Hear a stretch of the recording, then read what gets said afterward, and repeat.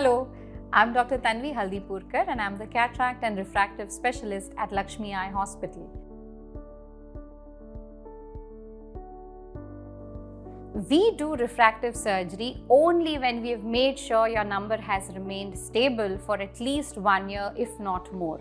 And the reason for that is we are working with the number we see today. If you have come to me at the age of 17 years old, we will not do a refractive procedure because you are still in the developmental stage of change in the number that's going to happen.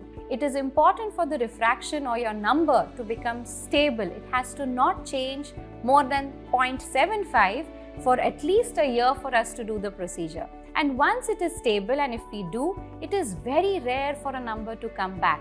We really don't see a reason for the number to come back unless your lens starts getting changes. That means you start developing cataract, and that normally happens when you are in your late 40s or early 50s.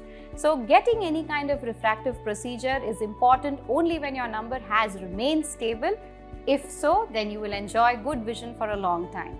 So refractive surgeries have certain contraindications. Some of them are relative, some of them are absolute. What that means is that if you have certain conditions which are a relative contraindication, we will have a word with you, and then if you are okay understanding the nature of the problem, we can go ahead. And there are certain diseases where we will definitely not undergo a refractive procedure. Let's talk about some of them which are a relative contraindication. Diabetes is one option like that. Diabetes is a disease which is a relative contraindication. Now, if you have diabetes, that means your blood vessels in the eye are affected. The changes that happen in the blood vessels, mainly the retina, they are going to increase if your diabetes is not under control, and then over time they could cause vision problems.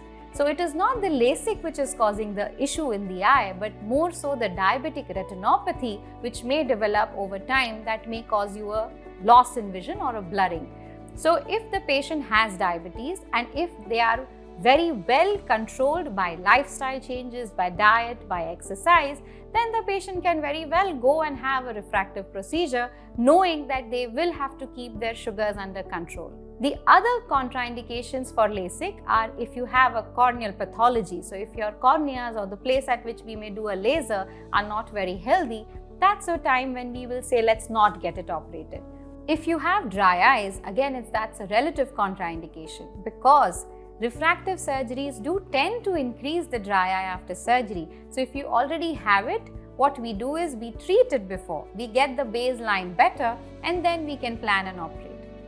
A lot of patients ask me this question is that, am I going to go blind after the surgery? And I think that question needs to be addressed. Nobody goes blind after this type of procedure. When we do this surgery, we've made sure we've looked at the eye at many different ways. A lot of tests get done. The equipments that we have which will be operated on by are great.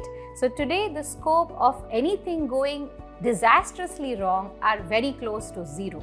So having said that, a refractive procedure needs to be best matched to your eye, which can be only done by a refractive consultant. So do go visit your nearby ophthalmologist and finally get the freedom of glasses that you want.